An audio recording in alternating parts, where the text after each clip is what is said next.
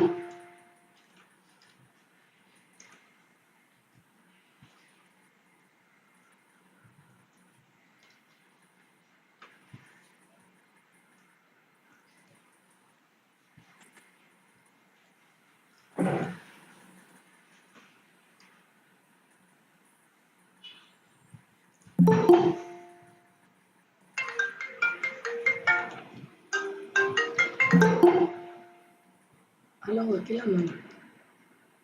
Ma'am YouTube stream சொன்னாரு பண்ணிட்டேன். ஜிமீட்டுக்கு கேட்கும் தானே? சரி சரி ஓகே மேம். அதுதான் okay madam. You can start the recording. Yes, sir.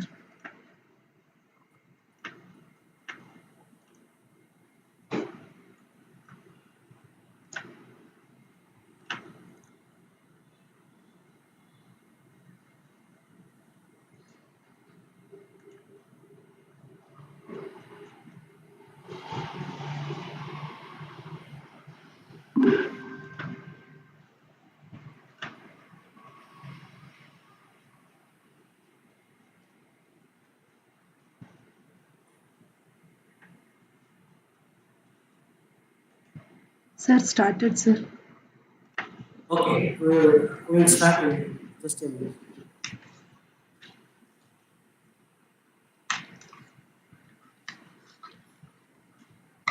Greetings and good evening to one and all. On behalf of IEEE Computer Society Madras, ACM Chennai and CSI Chennai, I extend a warm welcome to our today's distinguished speaker, Dr. Sergiulin Benedict, participants who have joined the Google Meet and watching the YouTube streaming of today's webinar, and my colleagues from all the OUs. After the mass adoption of cloud and fog computing for various applications related to digital transformation across the globe, the edge computing has become a major development with the increase in IoT devices connected across the net in billions in number. In the recent years, IoT applications have marked an increase in dimensions across domains such as industries, agriculture, financial, transportation, healthcare, and so forth. With a large number of geographically widespread connected devices, transporting sensor data across networks to clouds has become a challenge for an effective implementation of associated IoT analytics with generic IoT cloud architecture to meet the critical needs of applications. In addition, handling privacy of sensor data such as images, videos, has raised concerns for fruitfully implementing the analytics in such architectures. The inclusion of edge nodes eases the learning process for IoT-enabled applications. This talk will emphasize on the importance of edge nodes and associated architecture for performing learning interfaces. Now it is my pleasure to formally introduce our speaker, Dr. Sergiulin Benedict. After his engineering from NEC MS University in India with distinction in 2001, Dr. Sergiulin completed his ME degree in digital communication and computer networking from Arulmigu Kalasalingam College of Engineering, Anna University in the year 2004. He was the university's second rank holder in his master's degree. He did his PhD in the area of grid scheduling at Anna University, Chennai, under the supervision of Dr. V. Vasudevan, Director, Software Technologies Group, Typhat Core in Network Engineering. I suppose Dr. Vasudevan seems to be participating in the meeting. I just noted one name, V. Vasudevan. I suppose he is your guide. After his PhD, Dr. Sergiulin joined a research team in Germany to pursue postdoctorate under the guidance of Professor Berendt. He had served as professor at St. Xavier's Catholic College Engineering Research Center of Anna University, Chennai, for a brief period. Later, Dr. Sergiulin visited Technical University Munich, TUM, it's called TUM, Germany, for teaching cloud computing as guest professor. Then he joined the Indian Institute of Information Technology, Kottayam, Kerala, an institute of national importance of India, to teach the subject Internet of Things to the international students of TUM Germany as guest professor. She also serves as director as well as principal investigator and representative officer of AIC Kottayam, a Section 8 company, an incubation center under Adult Innovation Mission of Government of India for nurturing young entrepreneurs in India. His research interests include edge and cloud analytics, performance analysis of IoT applications, IIoT, that is Industrial Internet of Things, blockchain, and so forth. Currently, he is a guest professor for a semester at TUM Germany. Right now, he is going to deliver his webinar from Germany. With this brief welcome note and introduction, may I request Dr. Sergiulin to enlighten us on edge intelligence in IoT applications. Over to Mr. Dr. Sergiulin. Thank you so much, sir, for your introduction. Also to CSI Chennai. Let me share the screen.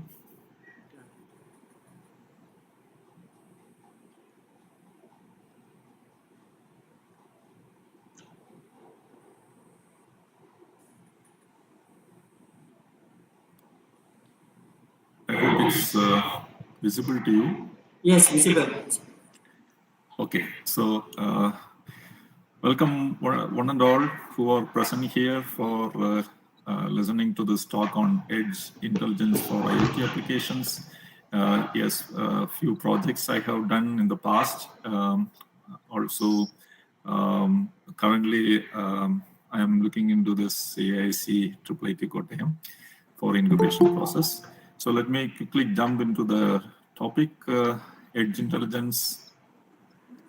So today's talk basically will be in this flow. Like first I will briefly talk about what is IoT, then some applications that are subdivided in IoT.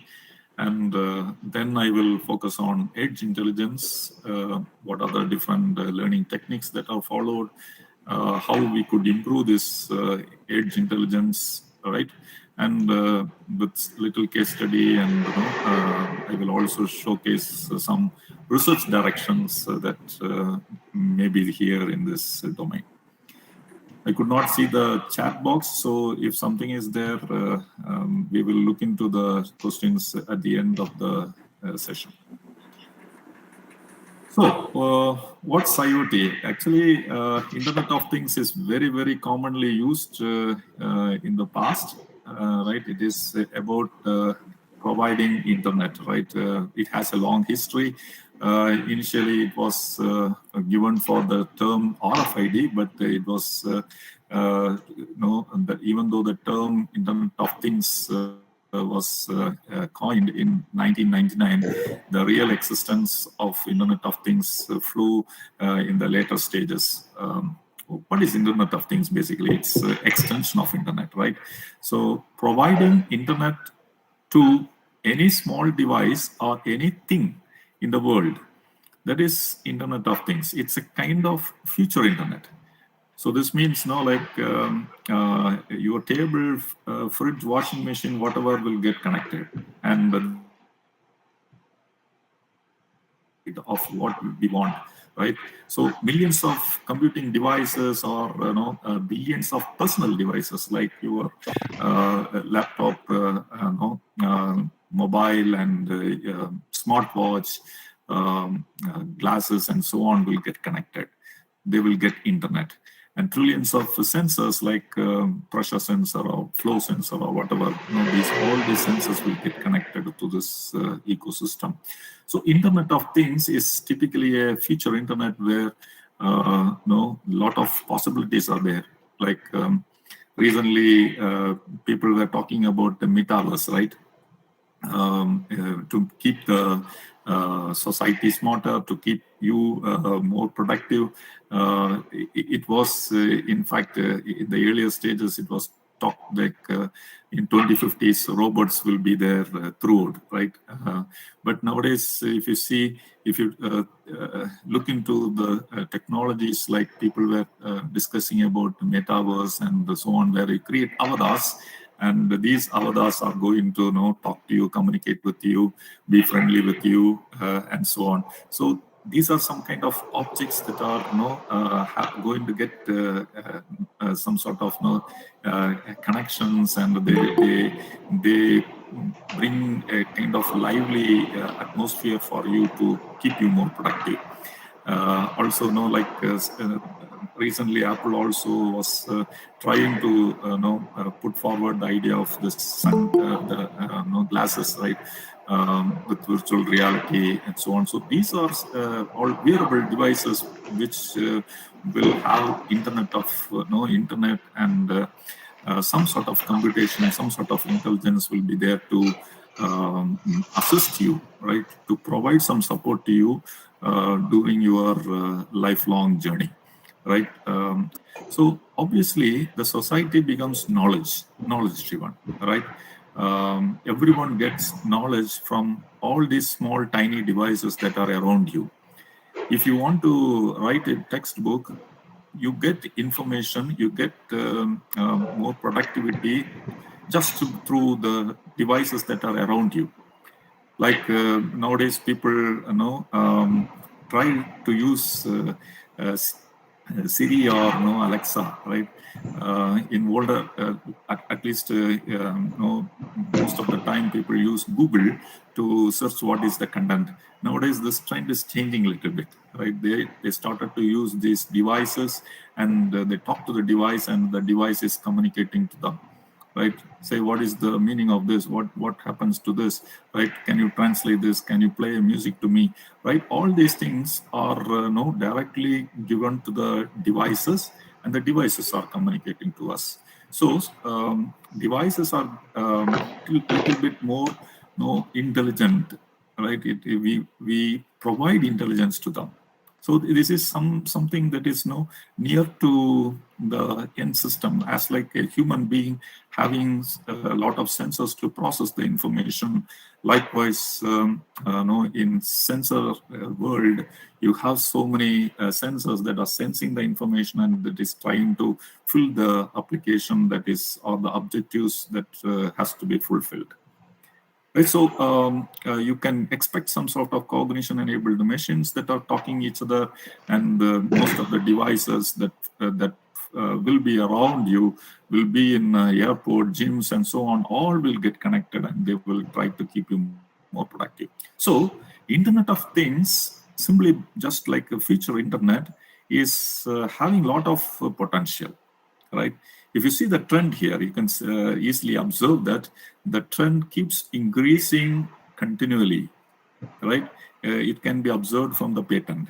You can see the companies that were involved. See, this particular chart, which was taken in 2018, is showing how the number of patents were filed by some of the companies. Let us take the example of this Samsung, right? And see the graph, which were or the patents that were filed in 2022. Right, or the number of patents filed till 2022. You can see a tremendous growth in the patenting. It shows that the innovations are improving, right? Entrepreneurs are finding a lot of opportunities in this IoT field, and just with the keyword of IoT, I'm just showing you the number of patents that are there. And it is not just with the entrepreneurs as well as the companies or industries. It is also with the researchers. The researchers are also showing a very steep growth in the of publications that show with the Internet of Things world. This shows that there are so many potential growth in IoT. And without money, there is no real growth. So I have just shown here the investors of IoT, which clearly highlights, 2030s, you can expect around $1.5 trillion investments which will go towards this IoT field. It's not just I'm putting some statistics. It's coming from different sectors where people highlighted that this IoT is definitely growing, and it is not just for computer science discipline, right? It is to several sectors like agriculture, retail, healthcare, automotive, logistics, manufacturing, and so on.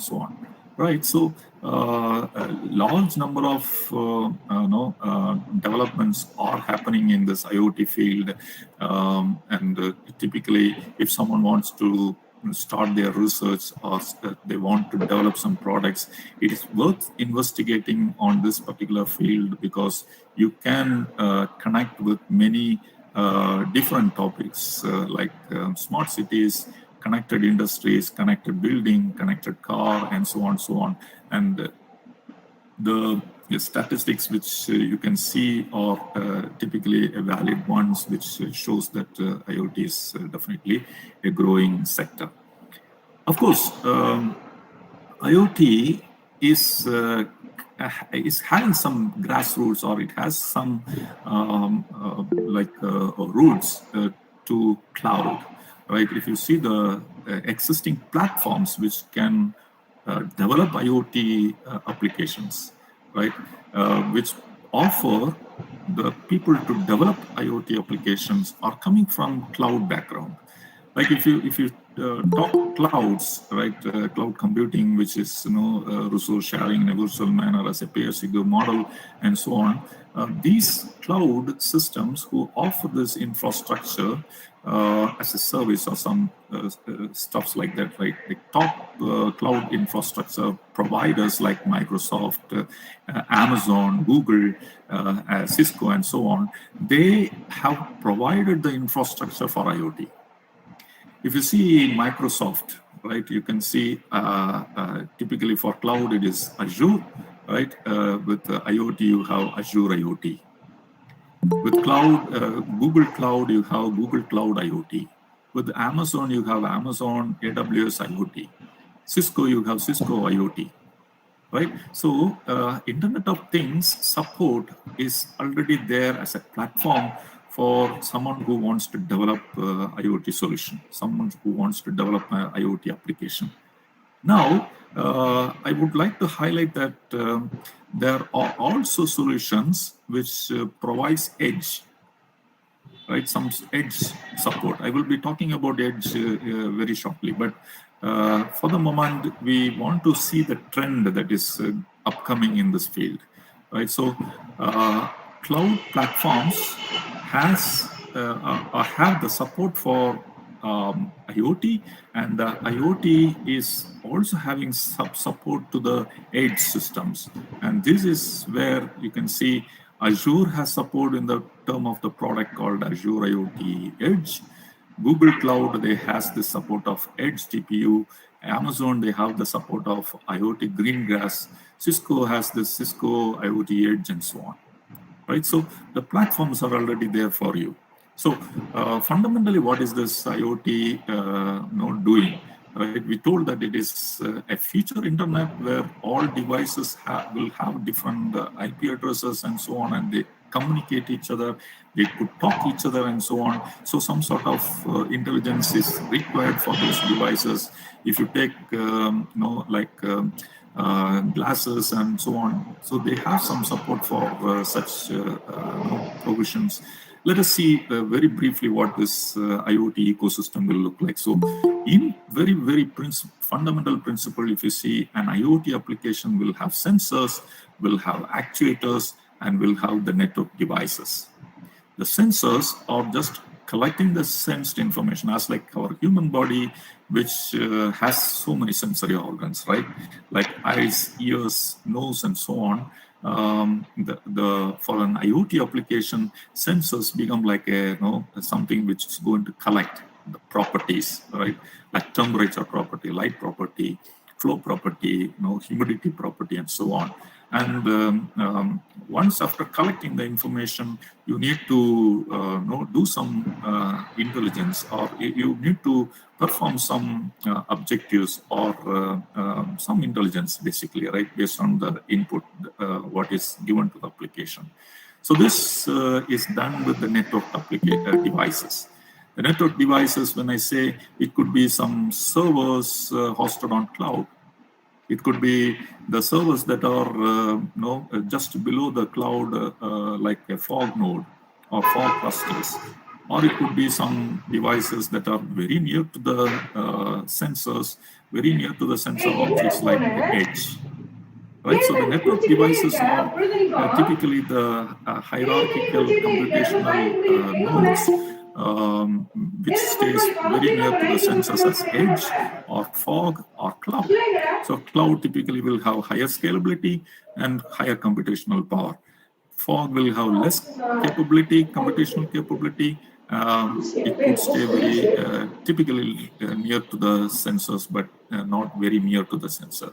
Edge will be typically like a computing machine, which is very near to the sensors, very, very near to the sensors typically. And these are typically like microprocessors with microprocessors or even microcontrollers, which can have little computational power, and it will typically have some support to different communication protocols like LoRaWAN or Wi-Fi, Bluetooth, and so on, Zigbee, and so on. So this kind of communication support it should provide, and it should have some computational intelligence. So in a human body, normally when you get into fire, right, immediately your some part of your body will act immediately. Right, it will not send the signals to the brain, and then the brain will not make the processing. Right, as like that, your sensors from the IoT application, it should collect the information, and it should not send the data to the cloud for making the intelligence. Rather, it should do some sort of decisions at the edge itself. right? So instead of sending the signal directly to the brain, to the cloud, you should make the decisions at the intermediate levels. So edge intelligence is typically falling under this part, right? You provide intelligence basically in any IoT application. You will have sensors, you will have actuator, and based on sensory information, you're going to do some action. What kind of action? It could be like moving the motor, or it could be sending notifications, or it may be providing some voice support and so on. These are some sort of actions, but in between some intelligence is required. That is where the network devices are looking to. So there are several subdomains in this IoT, industrial IoT. I will quickly go through these subdomains. Basically, you can watch this in one of my previous videos. Of course, industrial IoT is more towards industries, right? Like improving the process that are involved in the industries. Like the machines want to communicate to the next machine, and the machines will talk each other, and they will send, one machine will send something, and it will do some intelligence. Maybe in nearer to there itself, like edge device will be nearer to the machine, and it will process that, and it will send the intelligence what it has inferred to the nearest machine, so the next machine could do the next processing without the support of human interference, or without the support of other higher level support. Right, so this is a kind of industrial revolution, right? So therefore, they call it as Industry 4.0, and IoT applied for industries. They are termed as industrial IoT, right? There are so many use cases like predictive maintenance, spare part replacement. You can do some replacement of like in car manufacturing sector, you can replace the parts of the car priorly, right? Based on the intelligence that you have inferred, and so on. So that is all about industries. The second part is consumer IoT. The consumer IoT is more related to personal devices. Okay, like as I was talking about, metaverse, creating avatars and talking to those avatars, right? So avatar is like, you create a virtual body, and you leave it around. It will it will just go around, and it will be based on virtual reality and so on. But these objects will also have some internet support to communicate to them, right? So you are talking to those devices basically, and they are communicating to you, right? In older days, like you would have seen people with Bluetooth, earphones, and attached to the mobile, and they keep talking, laughing in the public, and people were confused. What is happening to this guy, right? Now with this metaverse and so on, in the future internet technology world, it can become even worse, right? You may not only just talk and laugh in front of others. You're going to even dance. You're going to even live with these avatars, which are modeled basically, and typically, it is going to become a havoc if someone is just viewing you. But the person who is experiencing this is going to feel something extraordinarily different. Right? You may not like some particular character. You might not like a particular society, but still you can live in that society with this system of personal devices connected with you, as like you are enjoying the world. You live to the maximum capacity of the life that you can expect in this world. The systems, the assisting devices with the sensors and the edge nodes that are there will provide as much intelligence as possible for you to make you more productive, right? So the consumer IoT talks more about the wearable devices, gadgets, fashion items, and so on that will be helpful. And this is more peculiar for healthcare applications, right? Typically for healthcare, for productivity, and so on. You can find a lot of good applications in this sector. It is more to talk about, right? The next subdivision which you can see in IoT is social IoT. This is particularly the IoT system where you collect the social messages from the social media sites and so on, and you try to sense something from the messages, text, and so on, which is like big data, right? You have so much of data. As a single person, it is not possible to look into all these social media sites and come to know or get the conclusion that whether a particular friend of you is really becoming a friend of you or not a friend of you, right? As a single person, it becomes difficult for you to assess this. But with IoT systems, right, which comes under this category, social IoT, is trying to sense the information from the social media sites and so on to make you update about what is the reality, right? Exactly from likes, dislikes, and so on. So you can understand that you sense something, you make some intelligence, and you perform that based on that intelligence, right? This is this very simple form of IoT application. And there is also a category called Semantic IoT, which talks more about the semantics that are involved in the sensing material that you use. Like you can personalize something. You can personalize such that you get exactly for your purpose. You can tailor the solution for your purpose, right? It is contextualized, personalized, and tailor-made solution. Typically, it uses OWL-based technologies into it so that you can make more tailored solutions there.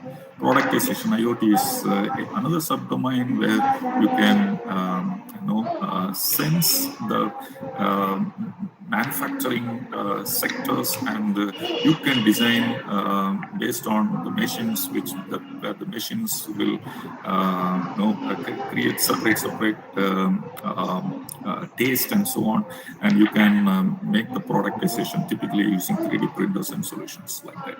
So these are all some different IoT applications that are very useful, that are mostly available in the market. I hope it's still audible and everything is working fine, because I don't have the... Yes, very good. Thank you. I can hear some. Yes, sir. We can hear. Yeah, very good. Thank you. So the next very core part which we want to cover here is edge intelligence, right? In a broad sense, I already told that as IoT application will have sensors, actuators, and in between you have networked devices. As like a human body, the sensors are sensing, and now instead of making the intelligence after sending the sensory information to the cloud, which is like, again, making an analogous representation here, that you are sending the signal to the brain, and the brain is making the processing. Instead of that, we try to make the decisions right away near to the device, right? So very simple explanation of what machine learning looks like, because we need to provide intelligence, right? So a lot of data are involved. So a human could not understand, or he could not remember or make sense out from the huge volume of data. So machine is allowed to learn. So therefore machine learning, right? So when machines are allowed to learn something from a lot of data, in fact, it is like, it is modeled such a way that as like human brain is doing, you have neurons, and typically neurons will have some structure which sends something, and sends based on the sensors, sensory information, some weights will be given, and based on the weights, it make the influence whether to the next neuron, saying whether this is really important or not, right? So as like how the neurons function for making some inferences to make some learning process, here we make the machines to learn like that, right? So we create neurons and create a network of neurons, basically not just one neuron, network of neurons to create such weights and so on, and try to learn the process based on the sensory informations, right? So if this neurons or of the learning is put forward in several layers, right? Several layers, so that you keep the learning more and more accurate and accurate, right? Which is very important for large number of applications of sense, like IoT applications. Typically, IoT applications, most of the IoT applications would be based on either image, video, audio, or a huge text, right? So large data, right? So you may need some techniques to learn all these stuffs. So the intelligence will be performed in network nodes. I made a very simple example of a simple architecture for IoT, sensors, actuators, and in between you have network nodes. So the learning is happening in this network nodes. When we talk about network nodes, you can have cloud, fog, edge. So different levels of learning you can adopt here in this network nodes. So deep learning is typically very useful and powerful tool, learning process which brings more accuracy, and you can have some good devices. You can provide those devices either at cloud level or fog level or edge level, and you can make it more productive. You can create the intelligence in an effective way. So IoT with deep learning is very popular, in fact, right? So many applications are still being developed in healthcare, forecasting, personal assistant, smart transportation, and so on. The traditional approach typically is like this. You will have sensors, okay? You will have sensors, and all these sensors are just connected to the cloud. Okay, when I say network to devices, they only had cloud earlier. Although I was saying that edge, fog, and cloud is there in this network node. These sensors traditionally what they did, they had only cloud. So here they connect Wi-Fi or some connectivity protocols, and these connectivity protocols are sending their data through some networks to the cloud services, right? Some cloud services. So what is of course, cloud is good. In fact, scalability is good there. Learning capacity could be increased because deep learning, if you want to run deep learning, you can run very effectively in cloud, right? Because a lot of devices are available in cloud. So performing intelligence in such kind of device, such kind of environment is typically very good, right? And after getting the intelligence, you make the decisions, and that is given to the actuator, some sort of actuator, right? Actuator can do some actions. So this is the traditional way of doing it. So if I take an IoT application, the application will have some services running here, right? You will have to run some program on cloud, including the intelligence, right? So say for example, a patient monitoring system. So you will have the code that will be running in cloud. Where is this running? It will be running in EC2 instance, for example, if it is AWS, right? So it has to run here, and there will be some storage units attached to it, and all the sensor data will go to the storage unit, and things are moving like that. So depending on the scalability requirement, the number of EC2 instances could be increased and decreased and so on. So this is how normal, traditional way of an IoT application was looking like. But now we are introducing the concept of edge, right? So we are saying that not just cloud, you should think about the fog and edge, right? Which will be, so edge is typically very near to the sensors. So you have the sensor nodes, and the sensor nodes are typically connected to this edge servers and so on, where you get the computational, right? So why we need such kind of edge? Because you need to reduce the bandwidth, you need to improve the response time, you need to improve the security and privacy, like you have the video, right? And your IoT application, like patient monitoring application, has a video to check what is your status, and based on the video, you want to send the information to someone, right? So you want to perform some intelligence. If you're sending this image, your video to someone else, it is a privacy issue, right? So this is not a good approach. So to make the edge work properly, there is a concept of TinyML, right? TinyML, that is, bringing the intelligence towards edge nodes. Right.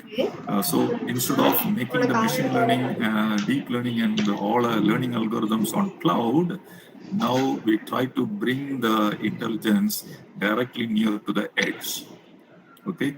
Learning is now planned to happen in edge devices. As like in glasses, you should have some device, and this device should make some intelligence. It should make some decisions rather than sending all the data to the cloud. Right? So TinyML is typically very powerful. And how this learning is happening?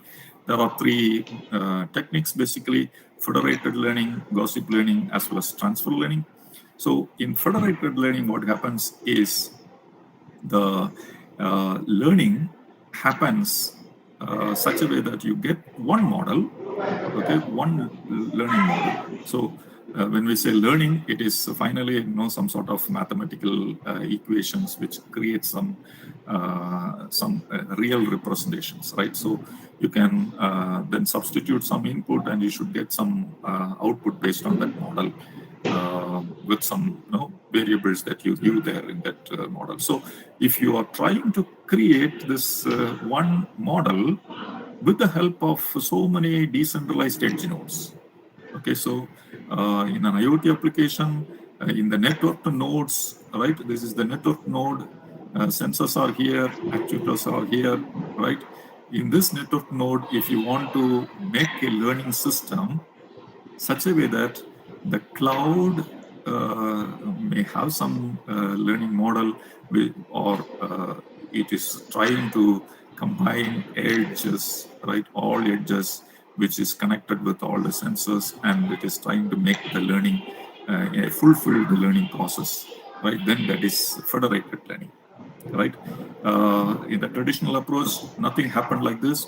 All the learning process was happening in the cloud-based systems, right? But now the learning is brought to the edge. When we are bringing the learning process to the edge, there are some ways how we can do that. One is federated learning approach. The second one is gossip approach, in which just it's like paralyzing the learning process, right?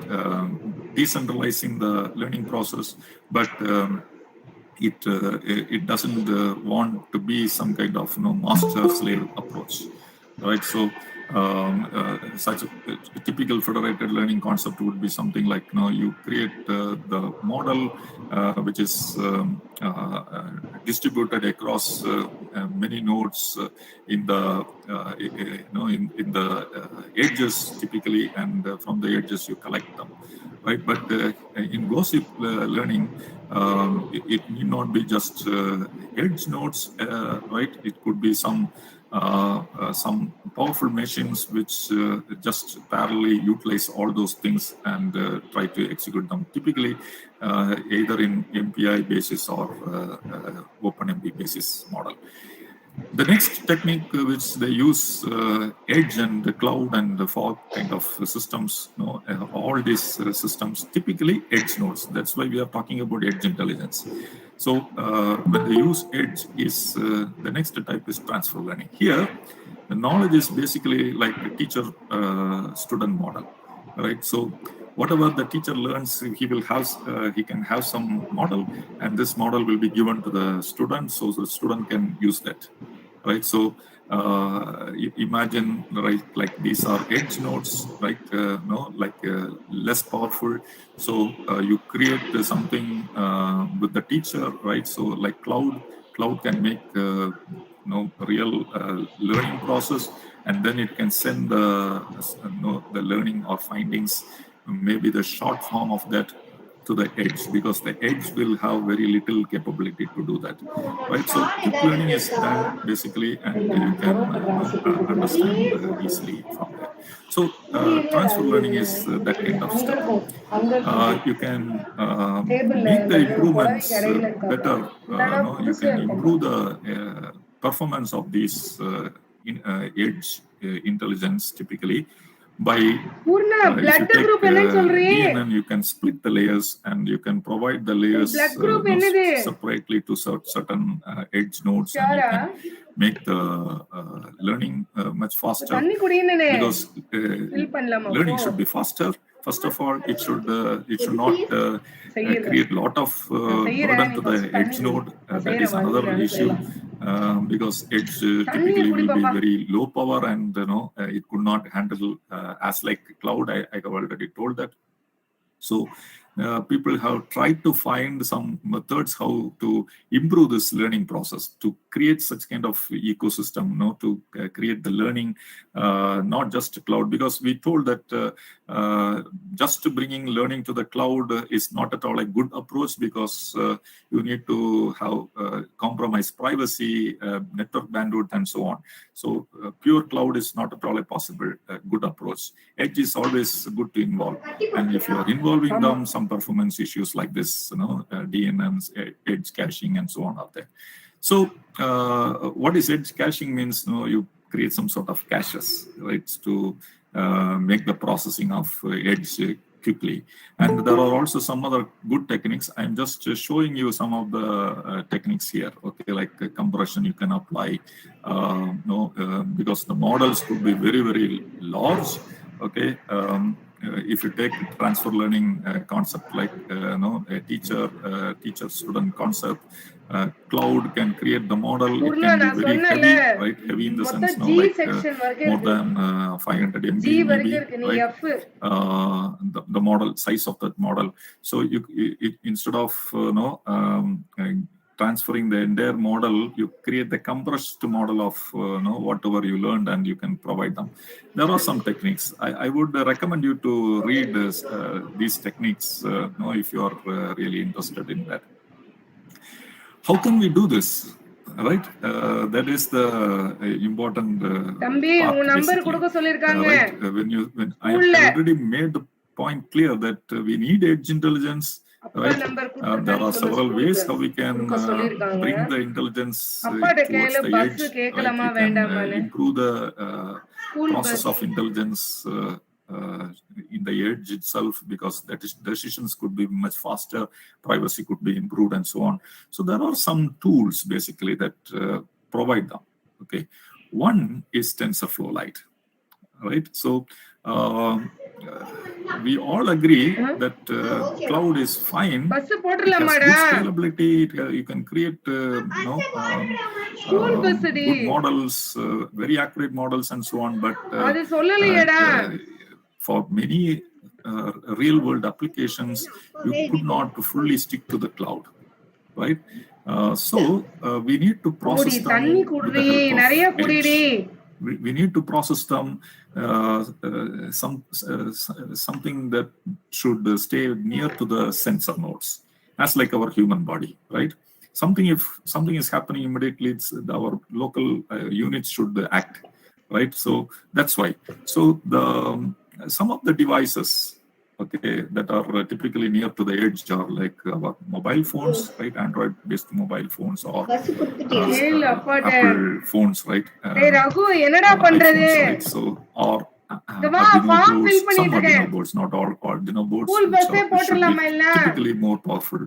We cannot call all devices as edge devices, right? The devices which are typically more powerful, SparkFun boards, ESP32 processor-based boards, right? Even smartwatches with some powerful systems, or Coral AI boards, Jetson Nano from NVIDIA. These are some devices that are used typically for performing this edge intelligence. That is learning in the edge side.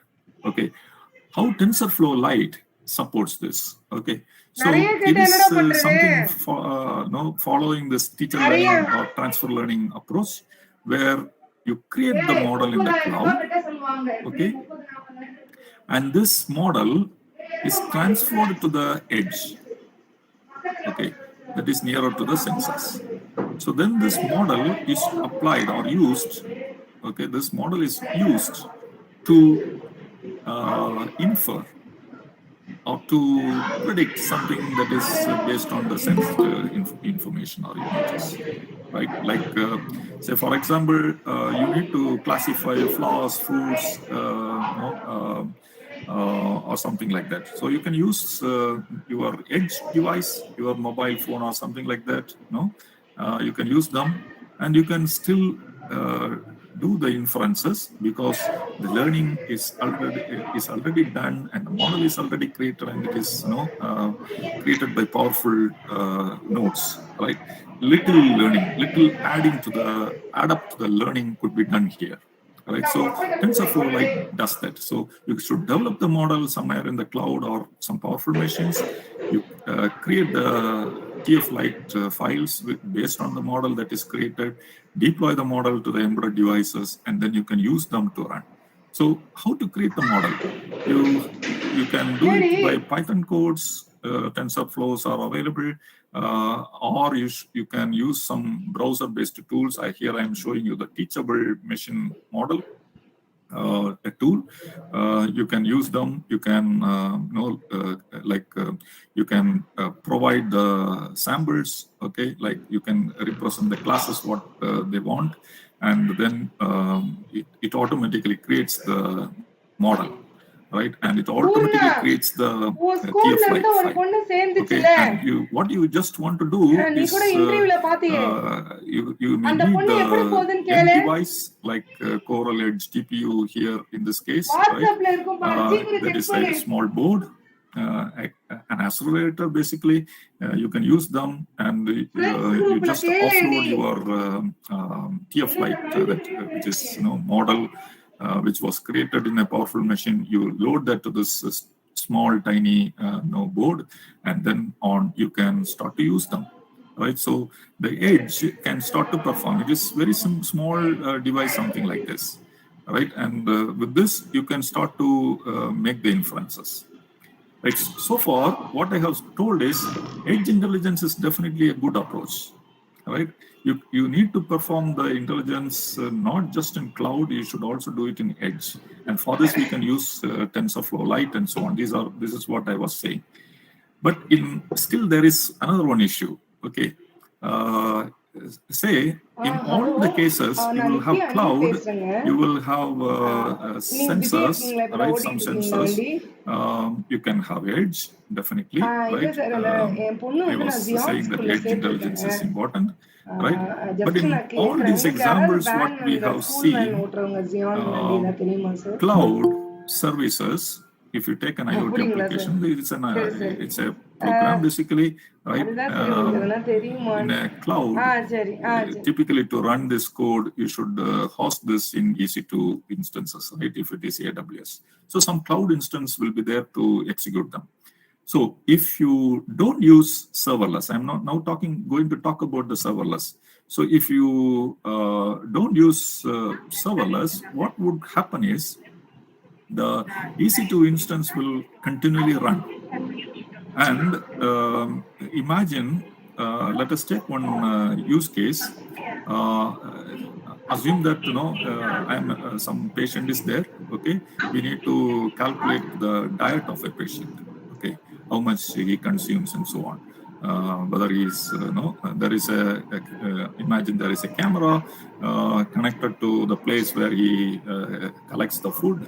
Okay, and whenever he collects the food, we need to capture his face. We need to detect his face, right? And we also need to detect what kind of food he has collected, and we need to say that whether he is getting the diet food or not, right?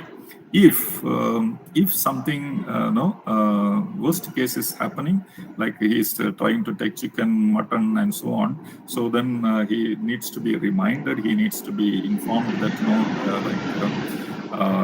your health conscious may be poor and so on. So some sort of wearable, some sort of devices that are around are going to monitor this, right?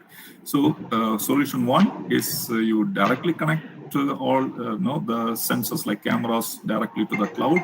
Obviously, it is not a good idea because your face is privacy protected. Your information is simply sent to the cloud, which is third-party person. Edge is not third party, like it is with you, right? So your data will not reach there, right? So second solution is edge, right? I was saying you can perform edge. So I create the model in the cloud for this face and everything. I create the model of bananas, what all food he has. Normally, it's there, and I create the attributes for that, and I create the model in the cloud. Offload that model to the device here, right? Some very small board, which will be very near to me, can make the intelligence, right? It can make the intelligence, and it can show something to me, right? Or give some good words to me saying that don't take this food, right? So such kind of edge intelligence could be kept here. And if something goes extremely wrong, I need to inform to the entire system, IoT application, typically, which will be like long years of history, which will be collected in the cloud. So if only second solution is used, only edge I will be using, right? And in the cloud, you should understand that the services will have to run continually 24 bars, 7 bars, something, right? And it will keep on running, which is the waste for us. If you take the IoT application, if you have 100 or 500 EC2 instances powered on throughout, you are just going to increase the cost, right? So this is not a good approach. So solution 3 is what we call it as serverless. Okay, in serverless, what happens is the EC2 instance will not run. Okay, it will not run. So the EC2 instance is not running. Rather, edge will do all sort of intelligence at the edge device itself, right? The mobile or some cameras attached to that microcontroller or microprocessor is making the intelligence based on TF Lite and so on, and it gives the information to the user and make some intelligence and so on. And if some real anomalies are need to be reported at that time, typically once in a while, maybe once in a week, it wants to send some information to the cloud. At that time, it will send in the form of events. Okay, and based on these events, the cloud instances will be created. Okay, so VMs will be created at that time, and only when the VMs are created, the cost is involved. So the state of that program, as well as the previous conditions of the entire IoT application will be stored in the storage, cloud storage. Okay, and once when you get the trigger from this particular edge systems, once in a while, like weekly once or maybe monthly once and so on, now the EC2 instance is powered on. The EC2 instance will do some calculations for the IoT application, update the state of the application, and report or send some actions to the users or some needed people, and then it will update the state and it just vanishes. So there is no further EC2 instances running, right? So this is taken care by the infrastructure itself, right? Cloud infrastructures. So there are some cloud serverless architectures. Like for example in AWS they have this Lambda functions and so on. So it is not just only at the cloud level you could do that, you can also do it at the edge level, you can do it at the fog level, you can do it at cloud level also. So typically these kind of architectures could be created, right? So that you are not running the more number of resources. That's what I'm coming to say. Typically in IoT applications, especially the application which I was mentioning here, you have to have the application running continually, but it should not always utilize your server, right? Of course, there are some performance issues which you can definitely go through one of this article here. There are so many some issues are there with this serverless functions, and based on that, how it should be done. So, some of that would be like a cold start and warm start issues of serverless. So another research perspective of this topic would be like which computing node can be used, or which layer of computing should be used to execute here in different machines. Are they fitting to near optimal solutions and so on? All these are some of the research directions which you can take for. So altogether, what we have learned so far is what is IoT, and how this an IoT application will look like. Typically, like sensors, actuators, and in between we have some network nodes. And a traditional approach is like sensors will send to the cloud, and the cloud will do the processing. But that is not a good approach. We can have edge intelligence, definitely. So with some microcontrollers or microprocessors involved in it, near to the sensors, you provide some intelligence or run the learning inferences there. Of course, edge could not do all machine learning things, or it cannot learn everything because of space, memory space problem, battery problems, or low power problem, computational problem. All these problems are there with the edge. So, but still we want to make them learn. So therefore, some techniques were discussed, right? Like federated learning, gossip learning, then transfer learning. And in transfer learning, I also showed you like you can apply Tensorflow Lite, which is you can create the model in the cloud. Some services are available. You can create the models. You can transfer the models to the edge systems, and you can infer them.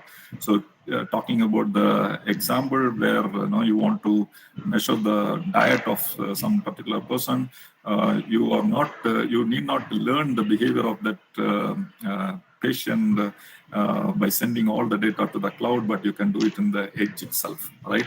And when you perform the edge intelligence, typically cloud is also connected basically, right? So it also needs information to make the entire IoT application to a successful one, because long history is needed for that IoT application, which will be processed obviously in cloud. So it is not a good practice, which is in solution 3, what I mean, right? It is not a good practice to always keep the cloud application running, right? So which will simply create a cost problem for you. So you can apply serverless. So these are some of the citations which you can definitely use in your references. And I would also like to take 2 minutes more, like we have this Indo-European hackathon with TUM Germany, where you can submit the ideas relating to IoT or edge intelligence typically. And if the winner will be invited to TUM Germany, which is ranked 38th in Times Higher Education, that ranking system. And we also have this MSME Incubation Center where the successful idea could get 15 lakhs based on submissions through MSME. Then AIC, Atal Incubation Center, here we have support for nodal centers as well as seed fund support up to 50 lakhs per startup, right? So successful startup. Right, so we are always eager to have good collaborations with people like you from different organizations where we can have joint development, consultancy works, and so on. Obviously, some sort of development for the growth of our nation. Right. With that, I would like to take one more minute to thank our organizers, Shri Mohan sir, then CSA chapters. Also, I should also acknowledge IEEE officials as well as TUM officials for this, providing me this opportunities. Thank you so much. So thank you very much for your excellent and informative lecture on edge computing and IoT. So there are some questions we have received from the registered participants. I will read out Yes, and you can answer them, sir. Yes, First one is a little, I think it is, they are asking detailed answer, but I will read out, but kindly discuss the case study of challenges in establishing smart city with IoT devices. Okay, smart city, obviously it has to, if you want to launch it to cities, permission will be one important point to think about. Like if you want to develop some, like for example, smart bin, there are so many solutions for IoT-based solutions for smart cities. First of all, you can think about smart bin. Logistics, right? Like you can have some sensors that will inform the smart city officials and some machines of smart city officials, so they can these machines can collect this sensitive information and it can redirect the logistics. For example, collecting the waste from these bins. So logistics could be channelized, like routing could be channelized based on the sensory information in an automated fashion without the help of the users, right? Of course, for this, if you have developed such product and if you want to launch it, then you will need permission from the smart city officials to make it happen. Thank you, sir. The next question is, what is the research scope of edge intelligence for health monitoring? I think there are so many good examples for healthcare. Edge, nowadays you also have in mobile phones like monitoring the health and so on. But if you have developed an IoT-based application, all this sensed information could be collected to this edge node, right? And only the major inferences could be sent to cloud. Right, so healthcare, there are so many applications. I think I gave one slide relating to healthcare. Like fall prevention is also one of the important application which nowadays people are thinking about, like when someone falls down, like especially when they are old age, they fall down and they broke their bones, right? So there are some textiles, you can, it immediately opens the airbag, and so nothing will happen to him, right?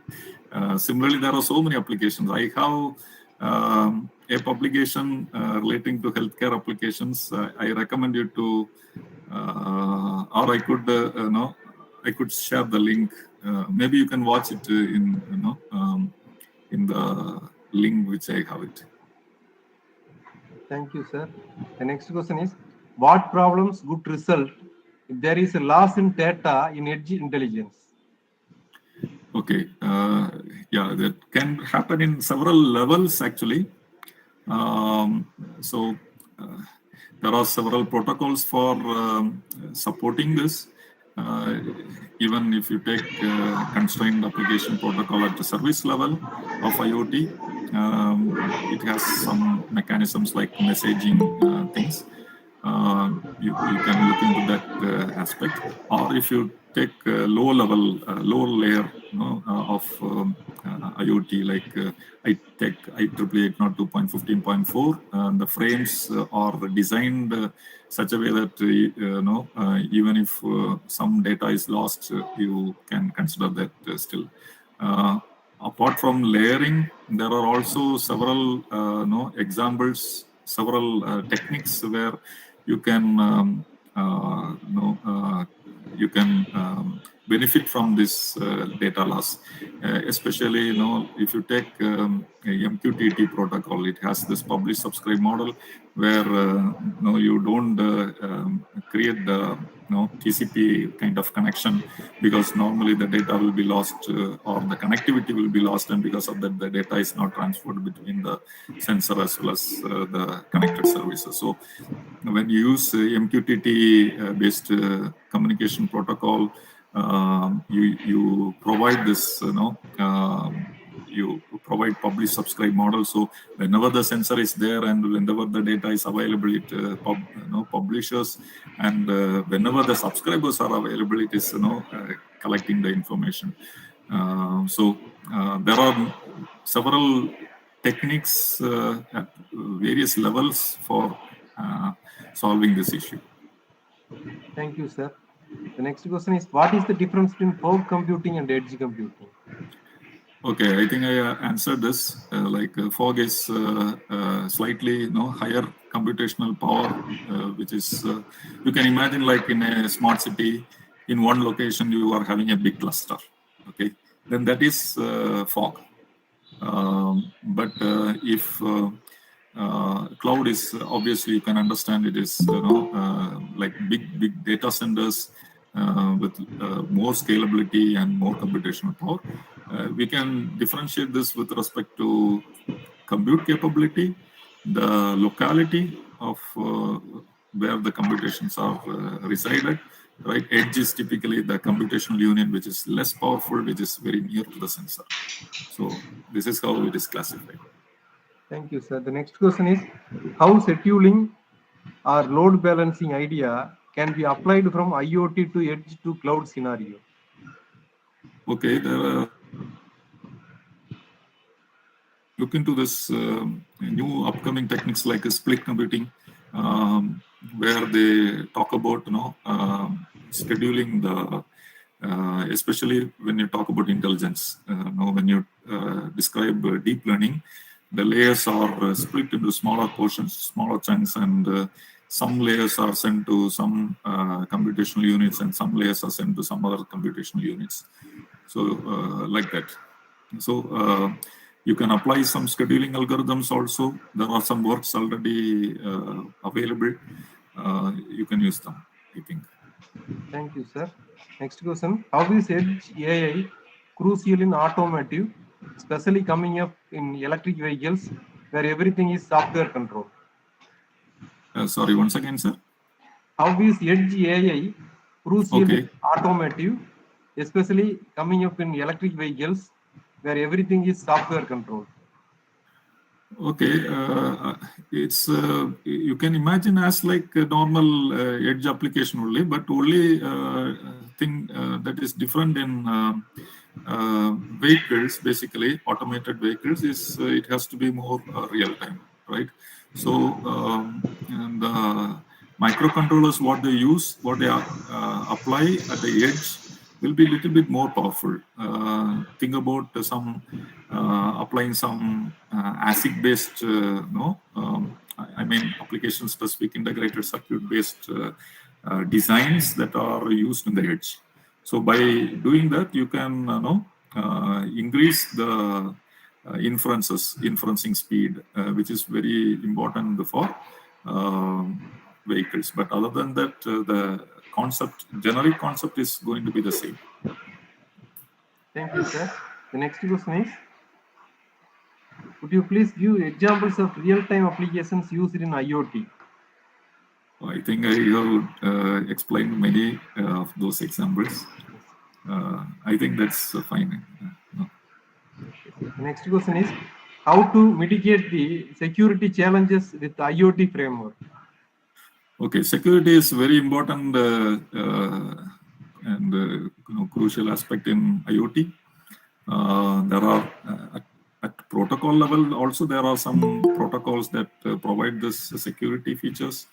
Like some examples of secure MQTT.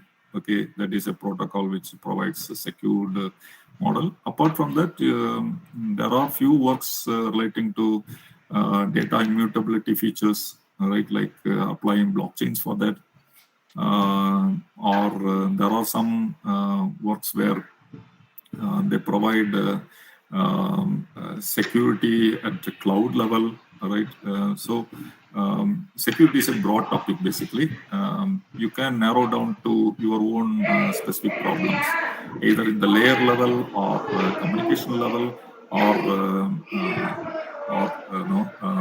intelligence. Even the if you talk about deep learning adversarial networks, you create big problems if you provide wrong advices, right? Intelligence is given in a wrong fashion can create extremely wrong solutions, right? And there are some examples with the MQTT even where the topics are sent to some devices, and these devices are collecting the topics such a way that to open the door, close the door, right? So since machines are communicating to the other machine without the proper security features, it could simply open the door, right? So that is one important topic of discussion. Of course, it is which you should if someone is interested, you can also talk to me. That is a good topic, actually. Thank you, sir. The next question is, can we get NLP services using IoT for low resource language to use NLP process? Sorry, sir, can you once again? Can we get NLP services using IoT? Energy services. Yes. Natural language process services. NLP services. Okay. Using IoT for low resource languages to use NLP process. Yes, sir. With the help of this transfer learning, the example what I have shown with the TF-like model, you can easily apply. Okay, so you create the model in the cloud with large data sets and different tasks, then offload that to edge nodes. You can obviously make NLP stuffs working with the microcontrollers or microprocessors there in the edge level. Thank you, sir. The last question. Can you suggest an optimal heuristic algorithm for cloud scheduling? Cloud scheduling? Yes. Okay. That may be something different from what we are describing. Okay, but there are so many meta-heuristics algorithms, right? Several of those that is old topics, actually. But you can, if someone is interested in cloud scheduling or something related to that topic, you can orient your research towards IoT context. So if assuming that IoT data or IoT applications are handled using cloud resources, then what kind of scheduling could be applied there, right? So typically nowadays, my talk was more towards the serverless architectures. So serverless is serverless architectures are governed by the providers itself. So we, as a third party, you can do very little there. If you design the application as with the help of a private cloud setup, you can do something there. But other than that, you cannot do much, right? So if you want to do it with private cloud, typically with OpenStack or something, and then down the line you can use OpenWhisk or Kubeless basically on top of Kubernetes. So this becomes a platform where you can then investigate some heuristic algorithms to control yourself. right? So several meta heuristics are there. Of course, threshold accepting, particle swarm optimizations, and so on. All historical, traditional scheduling algorithms could be applied there. Yes. Thank you, sir. These are some of the questions we have received from the participants. So Yes, sir. now we will move to the formal vote of thanks, and I invite CSI Chairman Dr. T.B. Kamalakkannan to propose the formal vote of thanks. Kamalakkannan. Thank you, Dr. Sakthivel, and thank you, everyone. I would like to propose a formal vote of thanks on behalf of all the organizing units, ACM, IEEE CS, and Computer Society of India. I would like to formally start thanking Dr. Shajulin Benedict, who has been so kind in coming to us during the weekend and so nicely explaining what IoT is. And of course, I'm not going to summarize everything what he has said. But I think as the audience, I've been carefully observing, you are so nicely elucidated what is IoT is and what are the applications of IoT and the huge investments that are going in IoT. And today we all know that this all, it is the internet of everything. I had seen a movie called Eagle Eye a long time back. Wherever you go, you get tracked, and the whole universe can actually track you. You can always put your settings everywhere, but then as somebody said, we need to be very careful about our security considerations also to IoT. And you went on to explain the building blocks of IoT, the sensors, actuators, and then networked devices. I'm reminded of the movie Avatar, right? Where it's beautifully connected and how our man goes after Naitri and all that. So I think that movie is no longer a fiction. So whatever you described today, it resembles that scenario. So and also you nicely moved on to why we actually bring edge to IoT. Since IoT is becoming so data intensive and so computational oriented, so obviously the more you move to the edge, the more personal it is, the more safe and secure it is. So you beautifully explained that, and I'm reminded of the client server architecture that the oldies are familiar with in 1990s.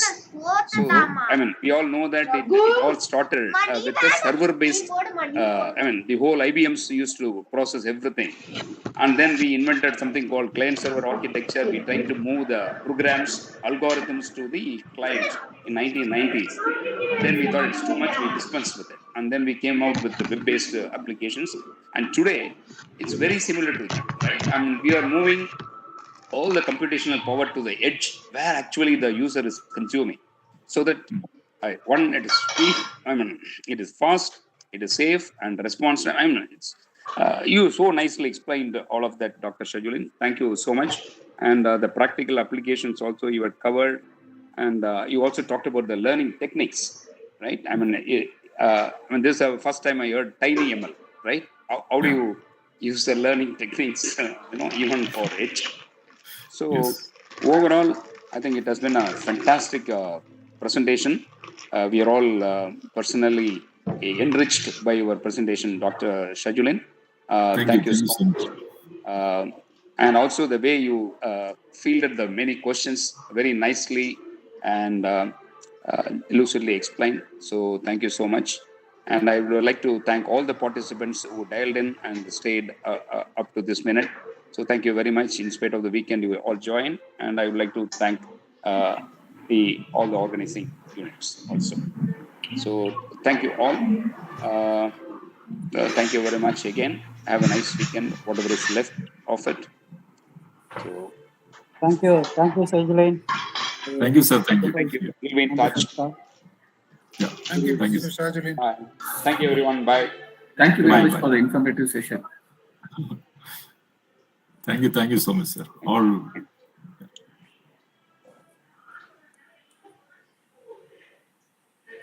Sir, shall I stop streaming, sir? Okay, post it.